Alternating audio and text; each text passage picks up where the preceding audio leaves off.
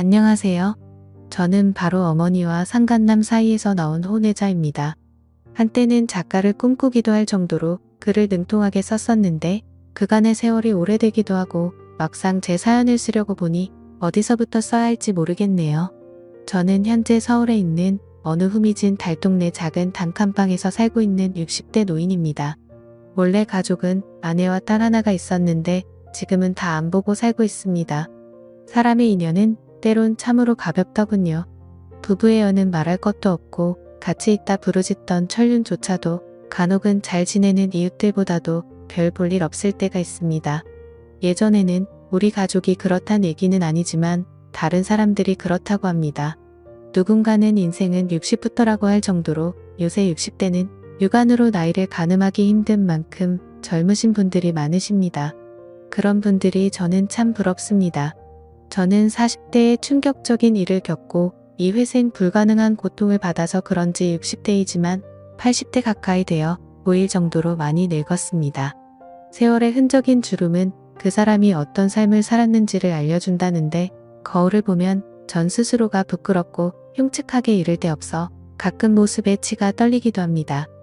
태어나면서부터 제가 모두에게 재앙인 존재였다는 것을 모르고 산 것도 큰 죄입니다.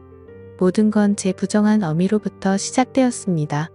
어미 역시 제대로 맘먹고 드러내면 제 인생만큼 역겹긴 마찬가지겠지요. 저는 어렸을 때 외아들로 부모님과 화목하게 살았다고 생각했습니다. 저희 아버지가 출판사 사장으로 근무했던 덕분에 전 책을 가까이서 접할 기회가 많아 자연스럽게 책과 가까이 지내게 되었고 글 쓰는 것도 좋아해서 일찌감치 진로를 결정했습니다. 제게 꿈을 심어준 아버지는 다정다감한 성격인 반면 어머니는 오히려 무뚝뚝하고 감정 표현을 잘 안 하시는 분이셨어요.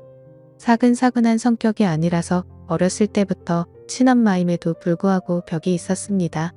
친구처럼 친하게 지냈던 아빠와는 달리 엄마와는 뜻이 딱딱한 관계로 지내었고 아버지는 그런 엄마와 저를 친하게 지내게 하려고 했는데 제가 엄마를 닮았는지 둘 다 성격이 비슷해서 항상 평행선을 유지했어요.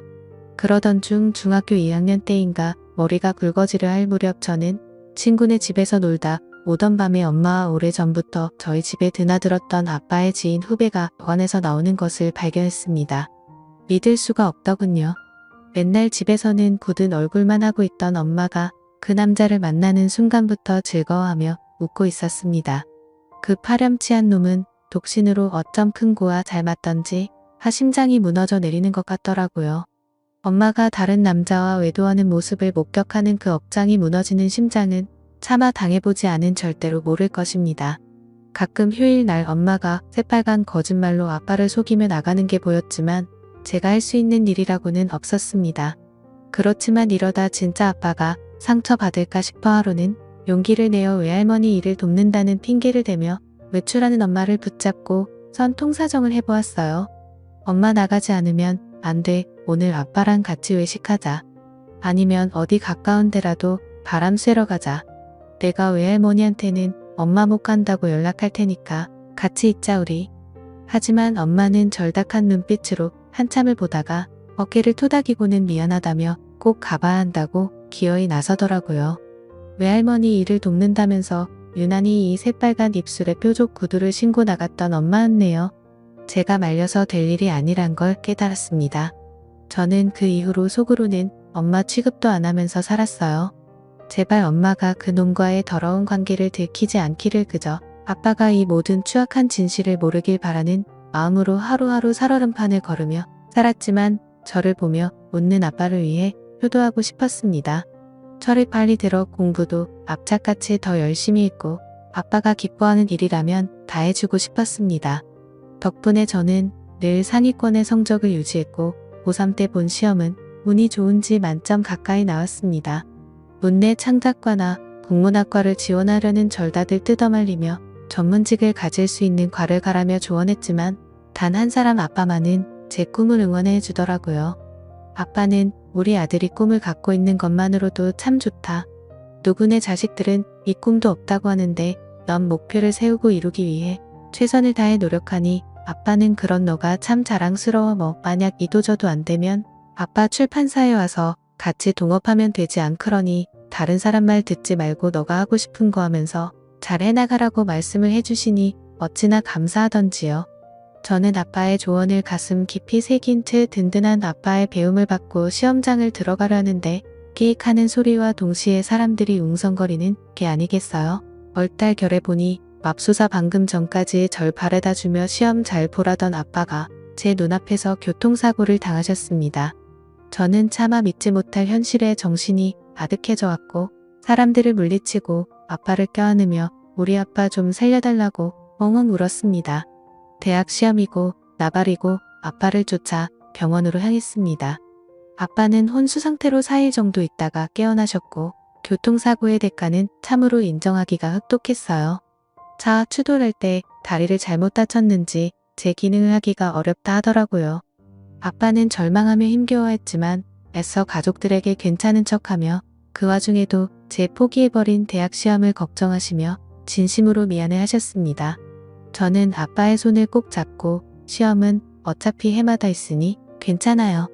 자신 없었는데 차라리 잘 됐죠 뭐 1년 동안 공부 준비 더 열심히 해서 좋은 성적 거두면 되니까 아빠 몸이나 신경 쓰세요. 라고 어른스럽게 얘기해주니 아빠는 저를 붙잡고 미안함에 하염없이 우셨네요. 엄마는 그런 저의 부자를 뜬 모를 시선으로 음시만 하시더라고요. 대체 엄마란 여자는 무슨 생각을 하고 있는지 머릿속을 해부하고 싶을 정도였습니다. 아빠는 장애 판정을 받게 되었고 휠체어 신세를 지게 되었습니다. 양심은 있었는지 엄마가 열심히 아빠의 재활훈련을 돕긴 했어도 두 다리로 몸을 지탱하긴 어려웠어요. 다만 저는 그날의 트라우마 때문인지 이상하게 해마다 대학 시험을 볼 때면 식은땀과 불안함이 절정적으로 너무나도 힘들게 했습니다. 시험 보는 내내 귓가에 브레이크를 밟는 기청청이 들려 그것 때문에 저는 3번의 시험을 모두 망쳐버렸습니다. 결국 저는 대학을 포기하게 되었어요. 군대를 다녀오니 어느새 전 20대 후반으로 접어들었고 변변한 직업 없이 끌에만 올인하겠다며 글을 쓰니 어느 순간 30살까지 되어 이제는 집안에 손 벌리는 것이 치욕스러운 일이 되어버렸습니다. 죄책감에 이루 말할 수 없던 저는 결국 글 써서 밥 벌어먹겠다는 꿈을 접고 평범한 중소기업에 취직했습니다. 그리고 그곳에서 만난 동갑내기 직장 동료와 3년 연애 후 결혼을 하게 되었습니다. 아내는 늦은 나이 때문에 아이를 빨리 가지려고 노력했지만 번번이 습관성 유산을 하게 돼버려 결국 직장을 그만두고 아이를 기다렸습니다. 아내는 회사를 그만둔 지 5년 만에 임신이 되었고 10달 후 예쁜 딸을 보게 되었어요. 하지만 기쁨이 채 가시지도 전에 우리에게는 또 다른 비극이 찾아왔습니다. 우리 아버지께서 당시 높은 지대에 있는 단독주택에 살고 계셨는데 아빠는 혼자 휠체어를 끌고 나왔다가 뒷달길에 속도를 이기지 못하고 사고가 일어나 60대 중후반 이른 나이에 저 세상으로 떠나고야 말았네요. 아빠의 묘 앞에서 얼마나 울었는지 모릅니다. 하지만 엄마는 독하게도 사람 갈 때 되었으니 간 것뿐이라며 눈물 한 방울 흘리지 않은 채 묵묵하게 장례식을 진행했고 손님들을 맞았습니다. 속으론 아무리 딴 맘을 품고 있을 지언정 겉으론 아마 상중 찾아온 손님 생각해서라도 슬픈 척하는 성의 정도는 보였으면 좋았을 걸 온갖 정남이가 떨어지더군요. 심지어 처갓집에서도 엄마의 이런 태도에 대해 의아하게 생각했는데 이런 뒷말들을 듣게 하는 것도 저는 너무나 짜증이 났습니다. 그러다가 상간남이 두꺼운 납작으로 조문객으로 찾아왔는데 우리 가정의 모든 비극이 저치로부터 시작된 것 같아 가만두고 싶지 않더군요. 나도 그놈도 멱살을 잡고 한바탕 하고 싶은 거 간신히 참고 버티고 있는데 또 둘이 나가대요. 얼마나 절절한지 그새를 못 참고 사람 시선을 피해 객군형으로 만남을 가지는데 어떻게 사람으로서 배우자의 장례식에서까지 저럴 수가 있는지 엄마는 사람도 아니었습니다. 다 늙어서 무슨 추태인 건지 도저히 참을 수가 없더군요. 눈이 뒤집힌 저는 더러운 그것들을 끝내줄 요량으로 단단히만 뒤집고 뒤쫓아갔는데 태훈이에게 내가 사실 친아버지란 거 정말 평생 감추며 살 거야. 이젠 그 남자도 저 세상 갔으니 알라도 되지 않아? 순간 제 귀를 의심했습니다. 친아버지라며 제 친아버지는 지금 장례식장에서 고인이 되신 분인데 제게 또 다른 친아버지가 있단 말입니까? 세상에 이게 무슨 소리던가요? 부들부들 몸이 떨려오는 제 귓가에 엄마의 음성이 이어들렸습니다. 자기가 태훈이한테 친부라는 걸 밝히고 싶은 심정은 알겠지만 벌써 태훈이 나이 40인데 이제 와서 밝히면 뭐하겠어? 그냥 난 태훈이가 저 세상간 그 사람이 자기 애비라고 알고 살았으면 좋겠어. 나한텐 악마 같은 짓을 했지만 그 사람이 태훈이한테 정을 많이 줬어야지. 물론 그 사람도 자기 자식이 아닌 걸 몰라서 잘해줬겠지만 라고 얘기를 했습니다. 분명 더러운 짓거리를 한 건 그들인데 제가 마치 불륜을 들킨 건 마냥 심장이 두근거리더라고요.